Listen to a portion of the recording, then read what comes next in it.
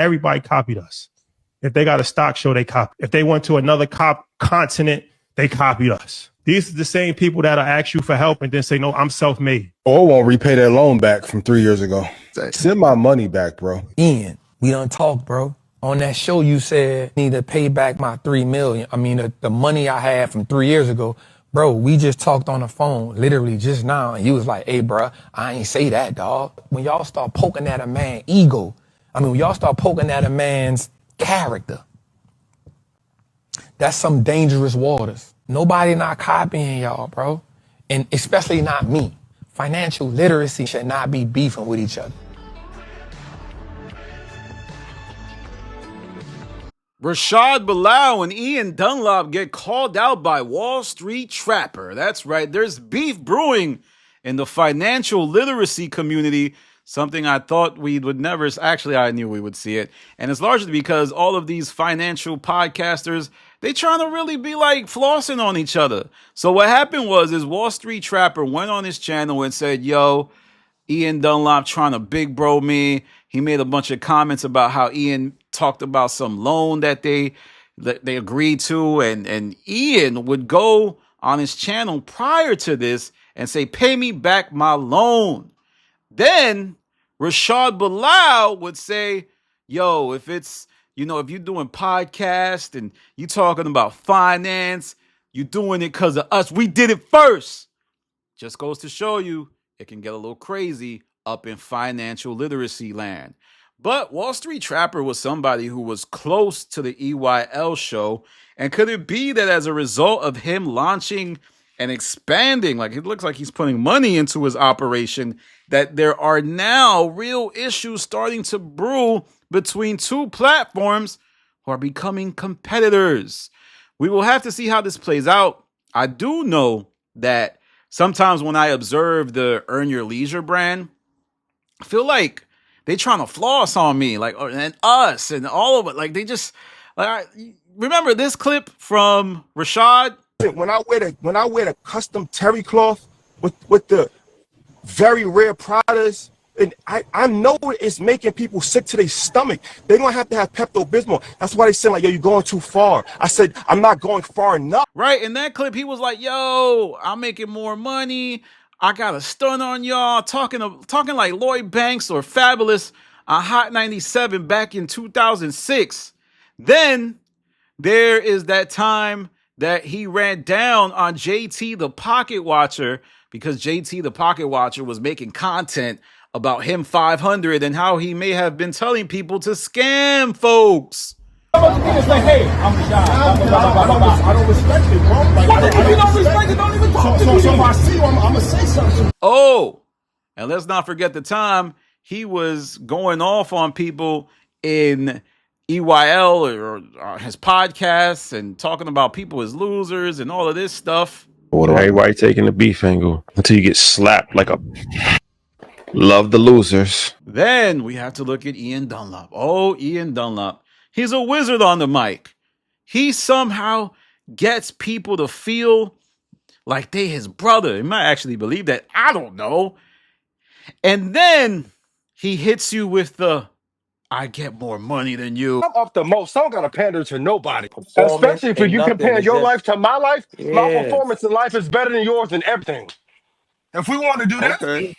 That happened to me on Spaces. So as you can see, this is the crux of the issue with a lot of these self-help empowerment type situations, is that often when people get put on, they start to exhibit the attributes of folks who look down on you, the bourgeois east, the upper class. Yeah, they may be trying to get you into the upper class, but they're using your money to climb the social ladder.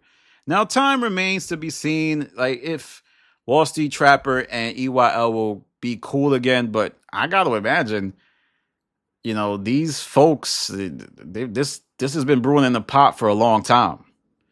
Like for Wall Street Trapper to go on his platform and go off like that and make it seem like it was a really significant issue, to me signifies that, this is something that has been discussed through back channels. People are probably hearing rumors. But Wall Street Trapper, you didn't say you were going to pay him back. You might want to pay your debts because it does kind of undermine your value as a financial person if you have a loan out with the master investor. But let me know what you think about financial literacy beef. Will EYL respond? Will they let it go? Will they especially Rashad, he's a little bit arrogant, man. That brother is gonna let you know he making more money than you. He gonna let you know that, he used to play basketball in college, and he gonna let you know all that stuff. Also, I want to end this video by asking y'all to do some science. Because in the Wall Street Trapper response to EYL, he was making it seem like, yo, it's really Rashad and Ian that's the issue. Troy is cool. And I have been noticing that too. Troy is more soft-spoken.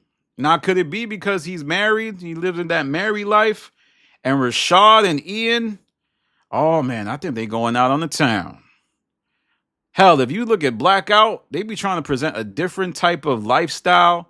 They've been trying to, make it seem like a different type of show.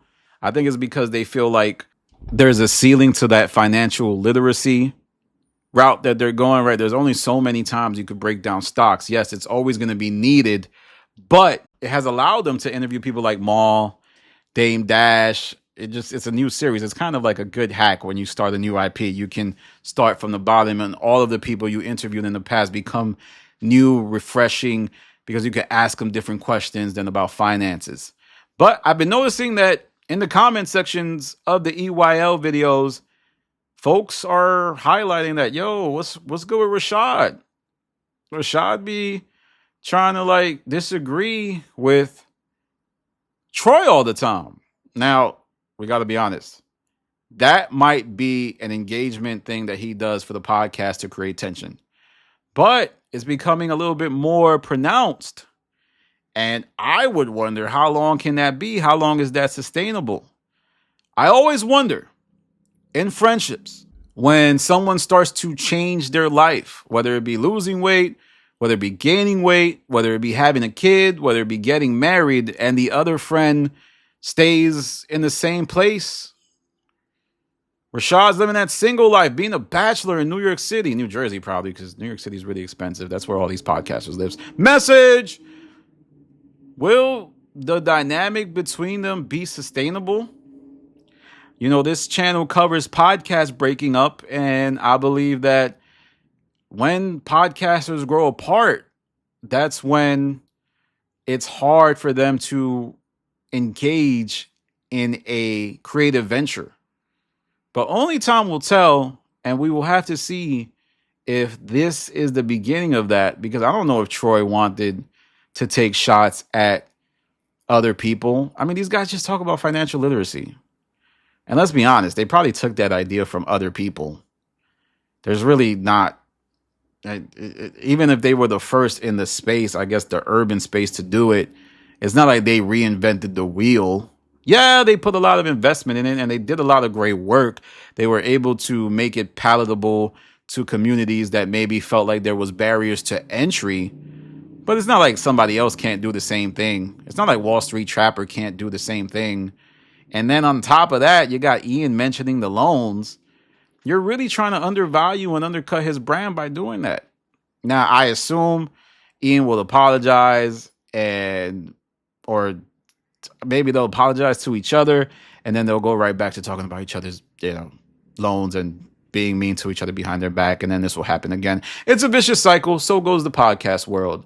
Well, that's my video on the EYL Wall Street Trapper beef. Make sure you follow me on Instagram, The Stop TV. Make sure you follow me on Twitter, The Stop TV.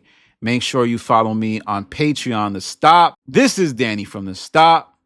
Peace.